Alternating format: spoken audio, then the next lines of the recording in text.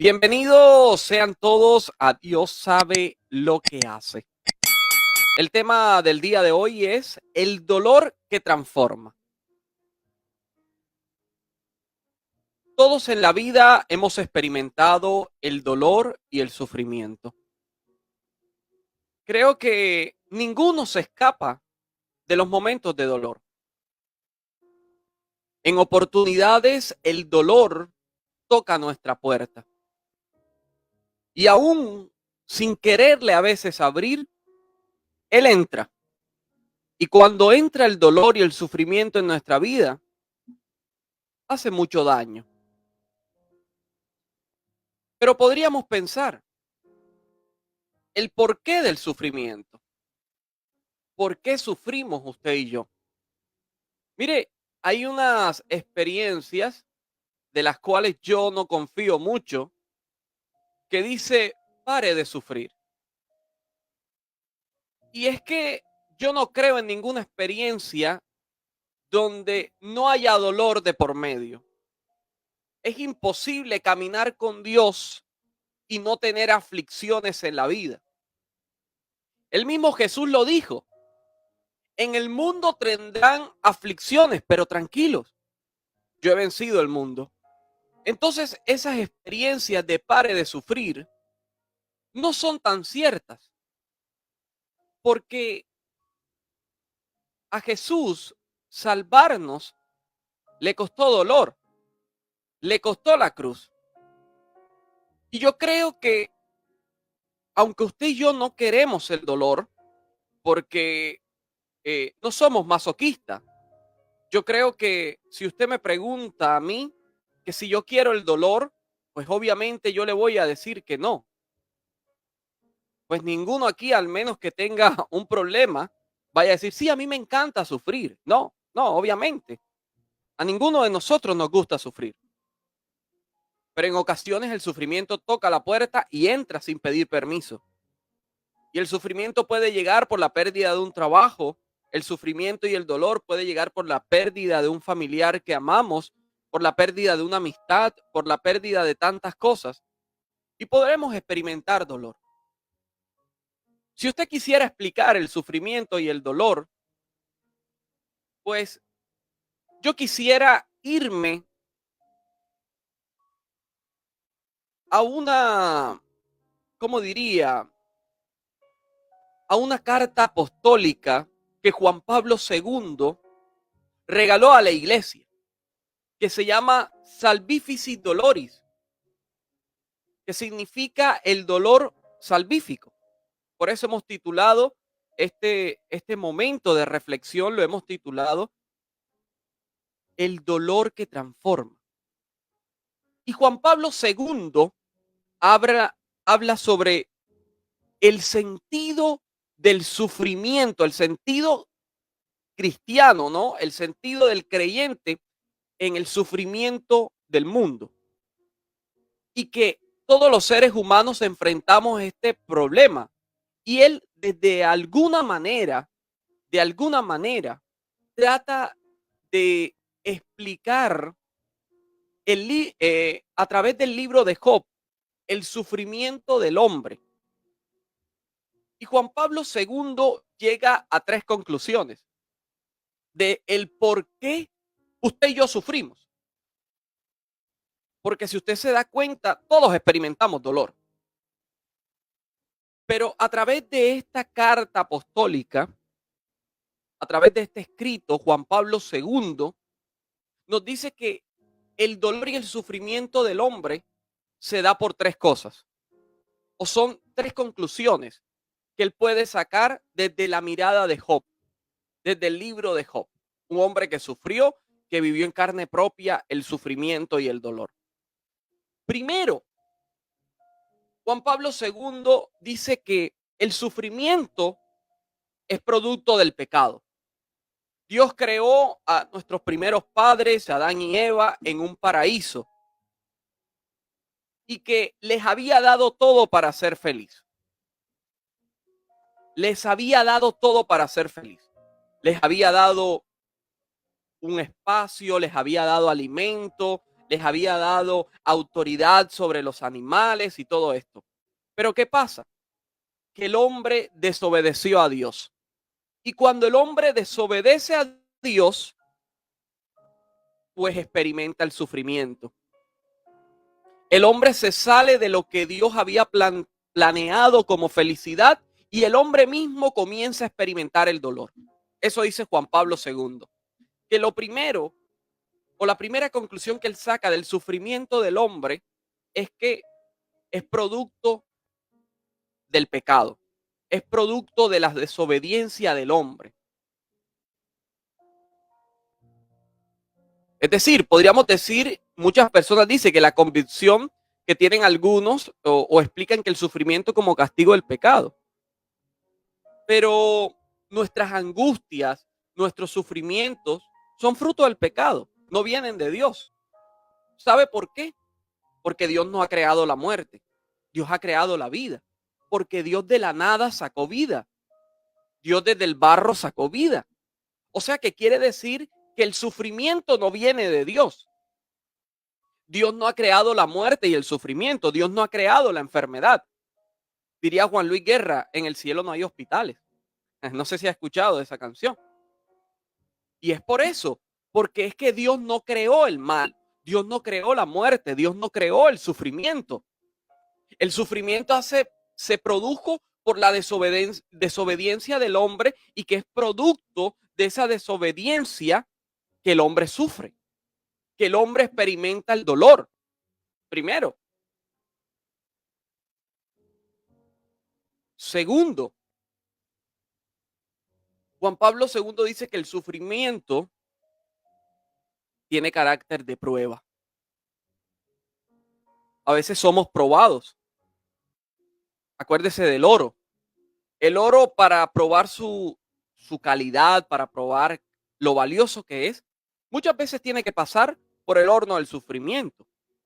Al final del libro de Job, Dios mismo reprochó a los amigos de Job por sus acusaciones y reconoce que Job no es culpable. Se trata de un sufrimiento inocente que debe ser aceptado como un misterio que el hombre no puede comprender a fondo con su inteligencia. Si es verdad que el sufrimiento tiene un sentido como castigo cuando está unido a la culpa, no es verdad. Por el contrario, todo sufrimiento es consecuencia de la culpa y, y tenga carácter de castigo. El problema es el sufrimiento del hombre inocente, el sufrimiento sin culpa. Job no ha sido castigado, no había razón para él vivir esa pena, aunque hubiese sido sometido a una prueba durísima. Y es que al principio vemos cómo Dios permitió el sufrimiento. Es decir, el sufrimiento muchas veces llega a nuestra vida para purificarnos. El sufrimiento a veces llega a nuestra vida para purificarnos. Entonces tenemos primero, es consecuencia de nuestra desobediencia y nuestro pecado que sufrimos, ¿no? Segundo, pues puede tener un carácter de prueba para purificar nuestra vida. El sufrimiento, Dios lo permite para sacar algo valioso. El Señor consiente en probar a Job con el sufrimiento. Lo hace para probar su justicia. El sufrimiento tiene carácter de prueba. Mire, en la escritura encontramos muchos personajes que fueron puestos a prueba. Iniciando con Adán y Eva en el paraíso, fueron puestos a prueba. Y ahí empezó su sufrimiento. Dios pide a Abraham el sacrificio de su hijo. Pues, carácter de prueba. Judith recuerda cómo Dios puso a prueba a todos sus antepasados. Y dice el libro de Hebreos, en el capítulo 11, que Dios pone a prueba a todos aquellos que ama. Oiga, Dios pone a prueba a todos aquellos que ama. Incluso hasta su propio hijo, dice Hebreos en el capítulo 4. O sea que quiere decir que por momentos el sufrimiento tiene carácter de prueba, porque el Señor quiere purificar y sacar algo en nosotros. Pero también la tercera conclusión nos dice que el sufrimiento, el dolor, es un llamado a la conversión. Es decir, muchas veces, no sé si usted ha escuchado o de pronto su propia vida, cuando usted está viviendo una enfermedad o de pronto ve un familiar que está sufriendo, que se quedó en la quiebra, una persona que de pronto le diagnostican una enfermedad, ¿qué es lo primero que hace esa persona? Bueno, primero, escribirla contra Dios, aunque no lo haya seguido, pero se da cuenta que esa persona comienza a buscar a Dios. Es decir, el dolor tiene un sentido tan profundo que nos lleva a buscar a Dios. Desde el fondo del corazón nos lleva a buscar a Dios. O sea, que quiere decir que el sufrimiento es un llamado a acercarnos a Dios, a dejar la mala conducta, a dejar todo aquello que nos hace mal y acercarnos a Dios.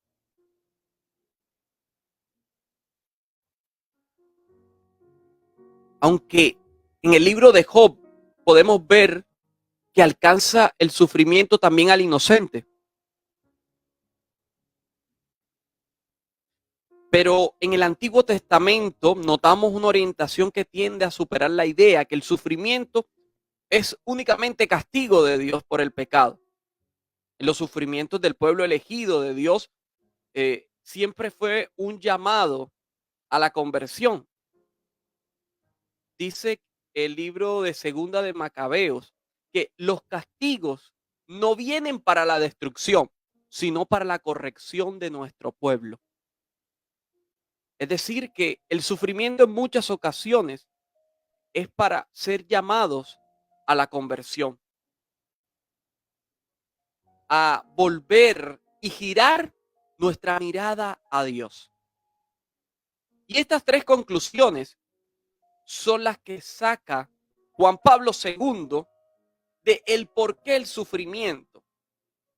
Y de pronto usted puede estar pasando por un momento de dolor y de pronto usted extiende la mirada y dice, oiga, pero no sé el motivo de mi sufrimiento. Y aunque Dios no quiera que nosotros estemos sufriendo, porque Dios nos quiere sanos, Dios nos quiere bien, Dios nos quiere felices, a veces permite el sufrimiento para sacar algo maravilloso. Y le voy a regalar tres finalidades del sufrimiento. Y quiero que usted hoy pueda escuchar y diga, hoy, Señor, yo estoy sufriendo por esto. Señor, si yo estoy pasando por esto, es porque estás haciendo algo en mi vida. Y hay tres razones o tres finalidades del sufrimiento. Primera, para su gloria. Mire lo que le dice Jesús a Marta y a María cuando muere su hermano Lázaro. ¿No te he dicho que si crees verás la gloria de Dios? Muchas veces el dolor y el sufrimiento tiene una finalidad y es darle la gloria a Dios. Que usted en medio del sufrimiento, que usted en medio del dolor pueda reconocer que la victoria es de Dios, que ningún sufrimiento supera la enfermedad. Ningún sufrimiento que venga como enfermedad, que venga como dolor, supera la gloria que Dios va a manifestar en su vida. Por eso estimo que los sufrimientos presentes no se compararán con la gloria que Dios va a manifestar en su vida. La primera finalidad del sufrimiento es que usted pueda descubrir que mediante él usted va a darle la gloria a Dios. Usted le va a dar la gloria a Dios. En medio del sufrimiento, una de las finalidades es darle la gloria a Dios. Lo que usted está pasando, allí Dios se va a manifestar. Mire, en el Evangelio de Juan también nos regala un texto maravilloso. A Jesús le hacen unas preguntas y Jesús respondió, oye, este hombre tiene una enfermedad. Y hay dos pasajes allí. El primero le dicen, ¿quién pecó? ¿Él o sus padres? Y Jesús responde, ni él pecó ni sus padres. Es para que en él se manifieste la obra de Dios. Quizás su sufrimiento Dios lo está permitiendo para que en usted se manifieste la gloria de Dios. En usted se va a manifestar la gloria de Dios. Y el otro pasaje, Jesús dijo, esta enfermedad no es de muerte, es para la gloria de Dios, para que el Hijo de Dios sea glorificado. Este sufrimiento es para que Dios sea glorificado. Primera finalidad del sufrimiento, para que Dios sea glorificado. Señor, pero es que perdí todo. Para que tú seas glorificado en medio de lo que yo he perdido o estoy perdiendo. Mire, la mayoría de gente no quiere estar enferma. Prueba de eso es que acuden a los médicos en busca de la salud. Y claro, ciertamente se puede ofrecer nuestro sufrimiento a Dios, transformándolo en fuente de mérito. Todo dolor se ofrece a Dios unido al sufrimiento de Cristo en la cruz, que es corredentor y glorifica a Dios. Pero nadie quiere estar enfermo. Dios quiere nuestro bien y su gloria. ¿Qué le da más gloria a Dios? ¿El dolor y sufrimiento ofrecidos por una persona o todo un pueblo celebrando y aclamando el poder, el amor de Dios derramado sobre esa persona que ha sido curada por él? A Dios se le da gloria de diferentes maneras. Y una de las maneras de dar la gloria a Dios es por medio del sufrimiento. Mire, y usted me puede decir hoy, José, pero ¿cómo voy a darle gloria a Dios en medio de este sufrimiento, de este dolor? Mire la cruz de Jesús. Porque es que no se le puede dar sentido al sufrimiento, no se le puede dar sentido al dolor si no se mira la cruz de Jesús. Es imposible poder encontrar sentido en el dolor si usted no ve la cruz. ¿Cómo a través de la cruz, a través del dolor, se produce nueva vida? Dice el texto del Evangelio, si el grano de trigo no muere, no puede dar frutos. Si el grano de trigo no muere, no puede dar frutos. Es decir, muchos de nuestros dolores pueden dar vida y dan vida, pero solo si se mira desde la óptica de Dios. Mire, usted y yo hemos sido testigos de que Dios permite el sufrimiento para glorificar su nombre.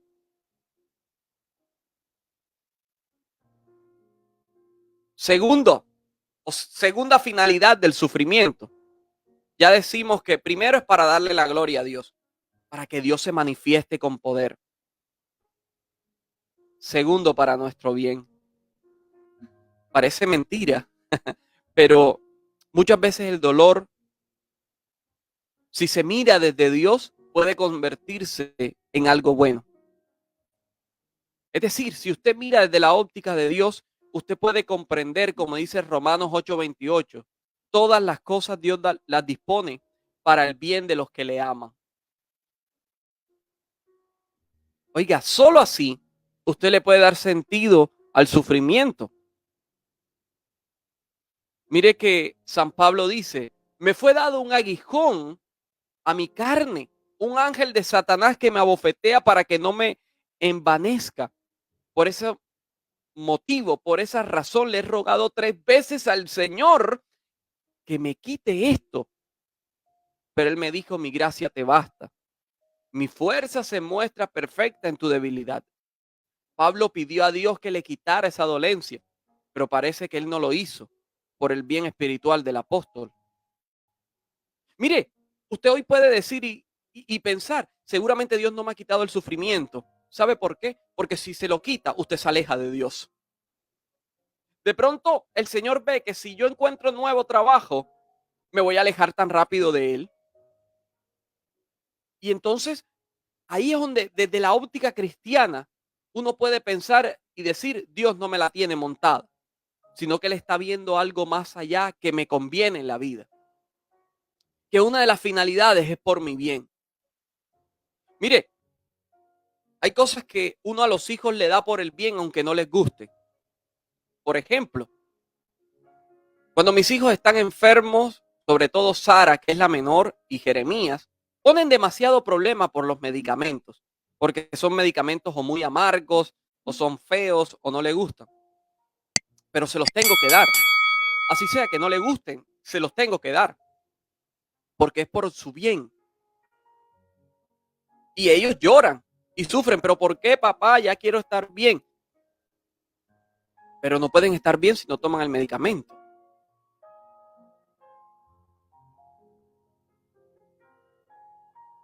Y es que uno de los antídotos principales para el sufrimiento es el amor de Dios.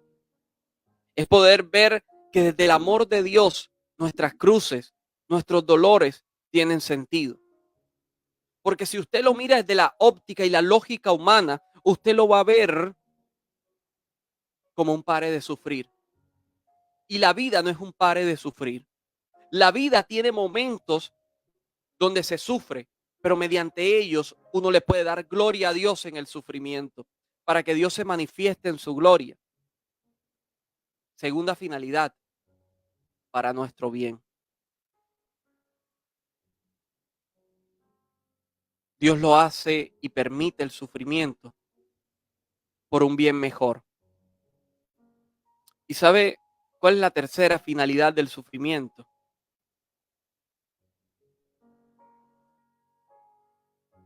Para beneficio de otros.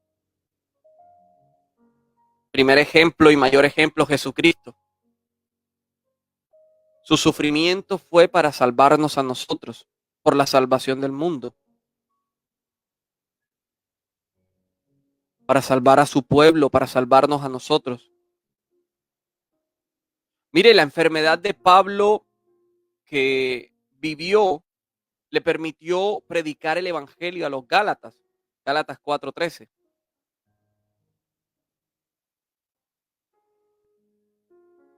Y muchos de nosotros hemos tenido la oportunidad de ver a algún familiar sufrir a través de una enfermedad crónica, una enfermedad difícil o alguna muerte inesperada. Y si usted lo ve desde la lógica del mundo, usted lo verá como derrota. Pero si usted lo ve de la lógica de Dios, muchas muertes benefician a la familia. ¿O no ha experimentado usted que a veces la muerte de un familiar lleva a unirse la familia nuevamente? ¿No le ha pasado? Cuando se muere un familiar, ¿qué pasa? Se reúne la familia, incluso los que estaban de pelea comienzan a hablar, porque a veces el dolor nos une. El dolor a veces como país también nos une. Cuando uno ve unas noticias eh, trágicas como las que se viven aquí en Colombia, uno se puede dar cuenta que, que el dolor nos une, nos lleva a tomar conciencia. Mire, muchos de nosotros podemos pensar hoy que Dios manda o quiere el sufrimiento para nuestra vida. Muchos de nosotros podemos pensar eso hoy. Ay, el Señor me está mandando el dolor. No, no me quita el dolor el Señor. Se ha ensañado conmigo en el dolor.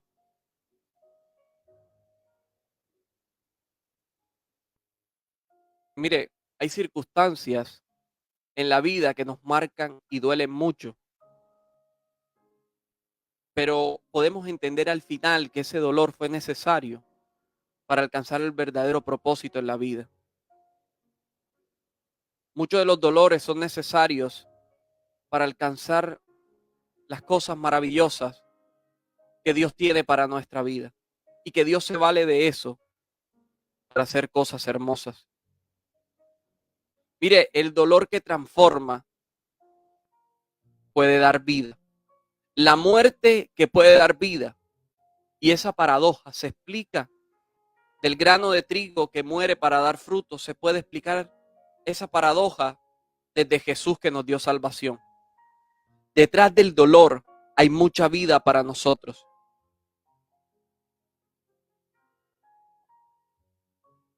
¿Qué cosas quizás toca morir hoy para que ese dolor nos produzca vida y vida en abundancia?